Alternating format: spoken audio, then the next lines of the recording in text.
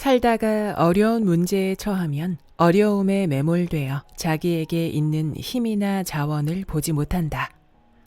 나에게 없는 것을 끌어다 그 문제를 해결하려면 시간도 더디 걸리고 자신감도 떨어진다.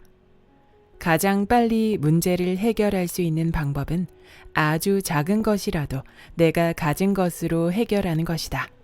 그러려면 스스로에게 이렇게 물어야 한다.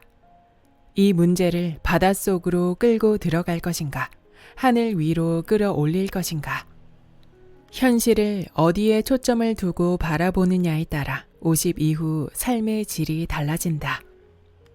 안녕하세요. 따뜻한 책 한 잔입니다.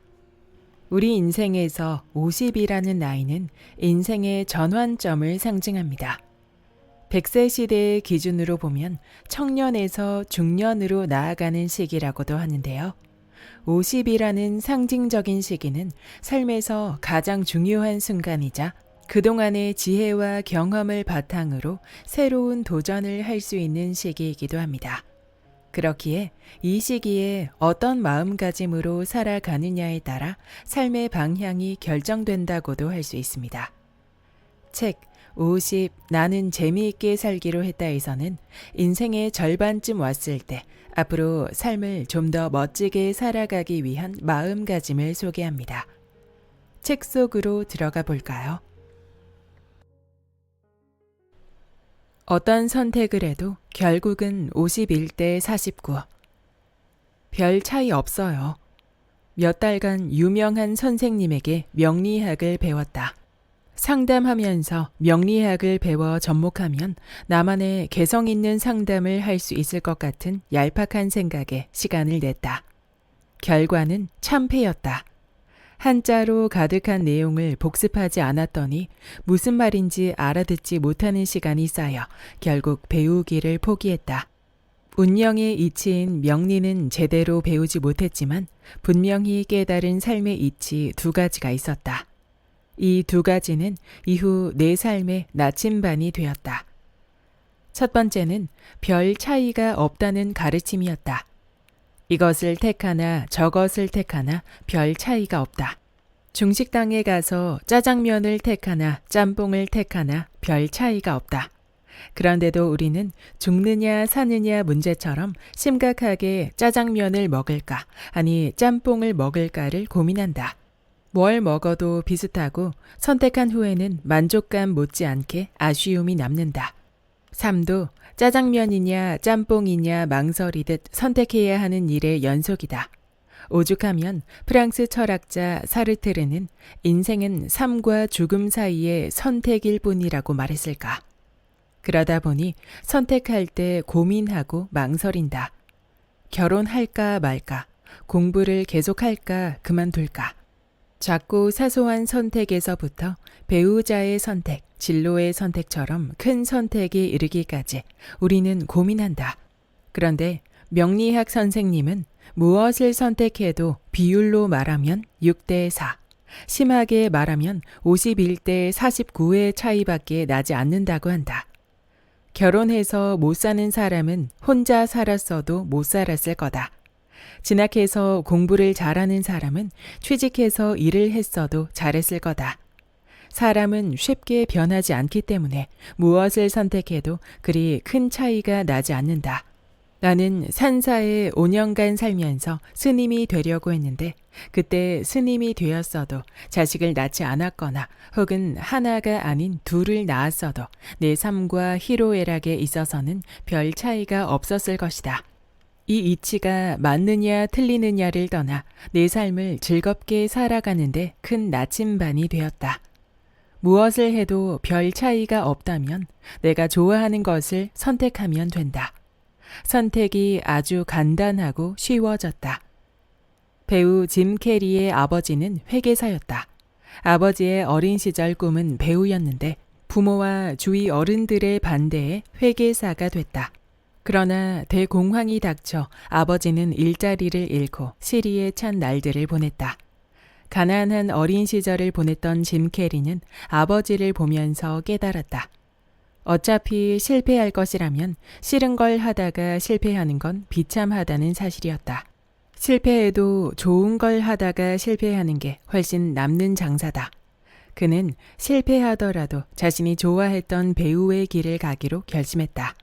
각고의 노력 끝에 세계적인 배우가 된 짐 캐리는 다른 걸 선택했어도 그 분야에서 이름을 날리는 뛰어난 성과를 올렸을 것이다. 사람이 다르지 않기 때문에 이 일을 하든 저 일을 하든 그 일에서 이루는 성취 정도는 별 차이가 없기 때문이다. 명리학 선생님에게 배운 다른 하나의 이치는 사주와 팔자에 대한 가르침이다. 사람에게 사주는 타고난 운명이라 바꿀 수 없다. 이에 비해 팔자는 팔자를 고친다는 말처럼 사람이 바꿀 수 있는 운명이다. 이 가운데 더 중요한 것은 사주가 아니라 팔자다. 사주가 좋은 사람은 자동차로 말하면 벤츠 사주다. 사주가 나쁜 사람은 자전거 사주다. 그런데 아무리 벤츠라도 벌목하기 위해 산에 임시로 낸 길, 임도를 만나면 제 속도를 내지 못한다. 사주는 좋은데 팔자가 영 시원찮아 제대로 살지 못하는 것이다. 반면에 팔자를 잘 고치는 사람은 자전거 사주여도 고속도로 내리막길을 가는 팔자가 되어 시원하게 달린다. 이때 팔자는 마음가짐이다. 착하고 좋은 마음을 내어 자신을 대하고 다른 사람을 대하면 팔자가 펴진다. 운명에 같은 길을 내도 다른 사람을 해치고 이득만 취하려 하는 나쁜 마음을 내면 산속에 임도를 내는 것과 같아 좋기만 한 자기 사주를 깎아먹는다. 반대로 다른 사람에게 웃음을 주고 나에게도 즐거움을 주는 좋은 마음을 내면 고속도로를 내는 것과 같아 나쁜 자기 사주도 최대치가 되도록 살려준다. 명리학 선생님이 가르쳐준 이 두 가지 이치를 합하면 뭘 택해도 별 차이가 없지만 어떤 마음가짐으로 선택하느냐가 운명을 가르는 결정적인 차이를 가져온다는 말이다. 선한 마음으로 선택하면 뭘 택해도 좋고 악한 마음으로 선택하면 뭘 선택해도 고통스러운 일이 생긴다는 이치다. 나는 이 두 가지를 일상에 적용하는 삶을 살고자 마음을 쓰고 있다. 선택할 때는 가볍게 한다. 무엇을 선택하느냐에 대해 고민하는 시간을 줄이고 어떤 마음으로 선택할지 생각하는 시간을 길게 가진다. 나의 선택으로 나도 웃고 남도 웃는가, 아니면 나는 웃지만 남은 우는가를 생각한다. 나도 웃고 남도 웃는 선택이라면 마음에 드는 것으로 미련 없이 선택한다. 그리고 결과는 담담하게 받아들인다. 다른 걸 선택해도 별 차이가 없었을 것이라 믿기 때문이다. 선택은 내 삶에서 나만의 길을 만든다. 틀린 길은 없다. 서로 다른 개성의 길이 있을 뿐이다. 결혼식을 할 때 돈을 많이 쓰는데 이때 하는 말이 딱 한 번 하는 결혼인데 처음 입는 예복인데이다. 생각해보면 결혼만 그런 게 아니다. 모든 일은 우리가 처음 하는 일이다. 그래서 선택이 항상 문제가 된다. 가볍게 선택하면 좋겠다. 별 차이가 없기 때문이다. 내가 좋은 마음으로 좋아하는 것을 선택하고 결과를 기꺼이 책임지면 된다. 깃털처럼 가볍게 선택하며 살 것인가? 바위처럼 무겁게 선택하며 살 것인가? 이 또한 내 선택에 달려있다. 인생의 어려움을 대하는 태도. 풍선을 3개나 다졌네요. 너니까 견디는 거야. 우리니까 해내는 거야. 코로나로 힘든 시기 명동에 있는 가톨릭 평화방송 5궤 광고판에 내가 재능 기부한 2 문장이 실렸다. 살다 보면 코로나뿐만 아니라 크고 작은 어려움이 생긴다. 그럴 때 나는 나니까 견디는 거고 나니까 해낸다 하고 생각한다. 사람들은 스스로 그 사실을 잘 모른다. 전화로 상담해주는 라디오 코너에 상담자로 출연했을 때 만난 사연이다. 중년 어머니는 3남매를 혼자 키우며 봉제 공장에서 인형 만드는 일을 하고 있었다. 그런데 코로나로 경기가 어려워지면서 인력을 줄여 공장에서 모든 일을 떠맡게 되었다. 본업으로 인형을 만들다가 혼자 하려니 완성도가 떨어져 소비자로부터 불평이 오고 주문도 줄어들고 있었다.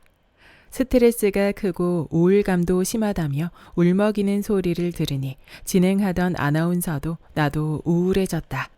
우리가 인형을 대량으로 사줄 수도 없었다.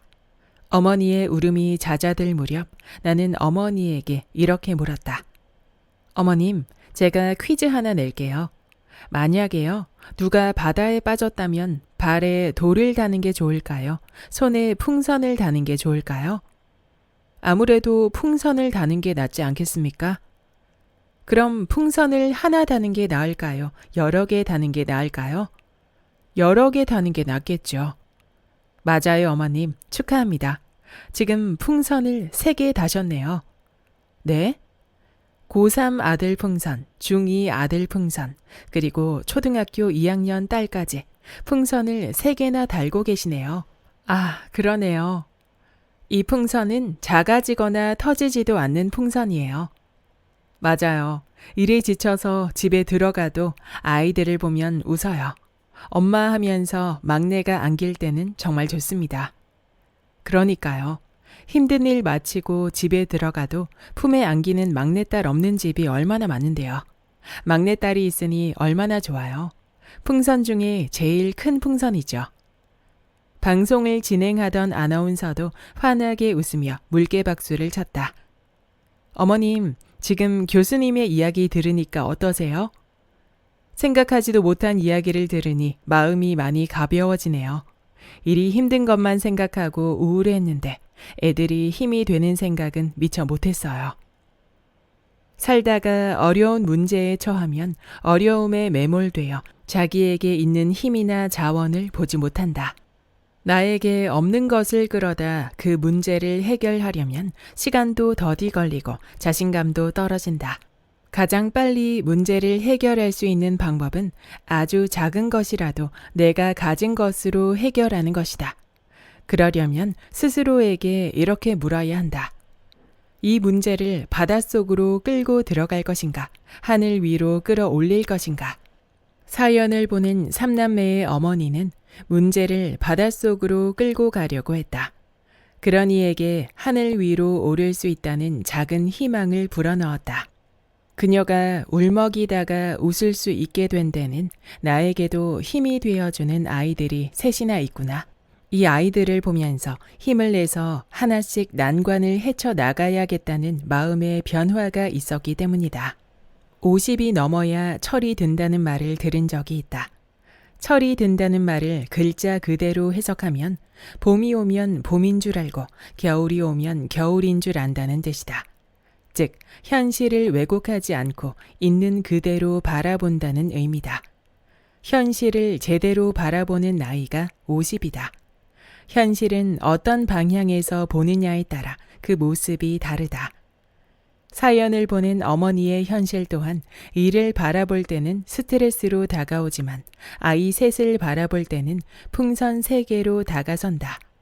결국 현실을 어디에 초점을 두고 바라보느냐에 따라 50 이후 삶의 질이 달라진다. 일에 초점을 두어 내 발목에 돌을 묶을 것인가?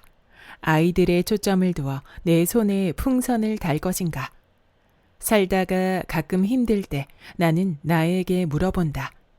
나는 지금 돌을 묶으려 하는가? 풍선을 묶으려 하는가? 그런 풍선은 몇 개인가? 여기까지 50 나는 재미있게 살기로 했다의 본문 일부였습니다. 아주 작은 시선의 변화로도 인생은 크게 달라질 수 있습니다. 삶을 더욱 재미있게 즐기는 방법을 알려주는 이 책, 여러분에게도 추천합니다. 구독과 좋아요와 댓글은 큰 힘이 됩니다. 다음 영상에서 만나요.